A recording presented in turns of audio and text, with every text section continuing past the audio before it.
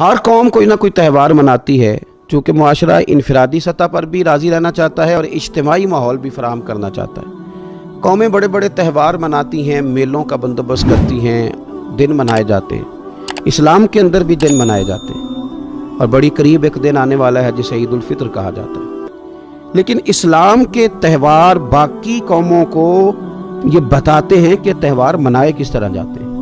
तो सबसे पहले तो ये याद रखें कि इस्लाम के अंदर जब ईद आती है तो उसका कोई मकसद है और हमने ईद को किस तरह मनाना है, ये सारा कुछ हमारा दीन हमें बताता है। पहले तो ये आप देखें कि ईद मुसलमान ने किस तरह मनानी है। सवेरे जब उसने उठना है तो उसने फजर की नमाज के बाद दोबारा से तैयारी करनी है, गुस्ल करना है, साफ लिबास पहनना है, खुशबू लगानी है और करना यह है कि नमाज के लिए जाना है। उसके ईद का आगाज़, उसके इस खूबसूरत त्यौहार का आगाज़ अल्लाह तबारक व तआला की इबादत से हो रहा है। और ईद मना कब रहा है? रमज़ान के 30 रोज़े पूरे करने के बाद या 29 का चांद देखने के बाद। तो सबसे पहले हमें ये बताया जा रहा है कि जब तुम ईद मनाओगे तो तुम सजदा शुक्र के साथ मनाओगे, अपने रब के साथ जोड़ के मनाओगे, अल्लाह तबारक व तआला की इबादत के साथ मनाओगे।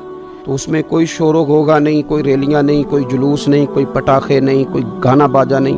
अल्लाह की इबादत के साथ बताया जाएगा कि तुम्हारा जो त्यौहार है वो तहजीब का, शाइस्तगी का, खूबसूरती का, नज़्म नस्क का एक बेहतरीन जरिया। तुम बड़े राजी जब होगे तो फिर भी तुम अपना सारी झुकाओगे रब की बारगाह में, फिर भी तुम यही कहोगे सुबहान रब्बी अल अज़ीम, फिर भी तुम यही कहोगे सुबहान रब्बी अल आला, फिर भी तुम उसकी बारगाह में जबीने नियाज झुकाओगे। पहली बात। दूसरी बात, हमें पैगाम में ईद ये है कि ये जो तुम्हारे पास ईद का दिन आया है ये इज्तिमाइयत का दिन है। आप जब सफ में खड़े होंगे नमाज ईद के लिए तो क्या अमीरों की सफ़ें अलग होंगी, गरीबों की अलग होंगी?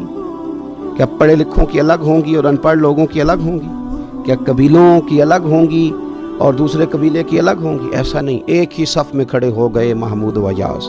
ना कोई बंदा रहा ना कोई बंदा नवाज, साहिबो मोहताजो गनी एक हुए और तेरी सरकार में पहुंचे तो सभी एक हुए। इज्तिमाइयत का इजहार है, इज्तिमाइयत का।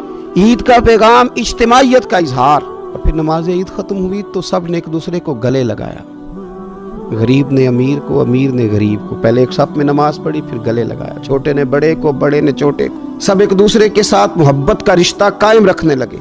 तो ईद ने दूसरा पैगाम इज्तिमाइयत का दिया कि तुम अल्लाह तबारक व तआला की तौहीद के नाम पर, तुम रसूल पाक सल्लल्लाहु तआला अलैहि वसल्लम की गुलामी के नाम पर एक हो एक।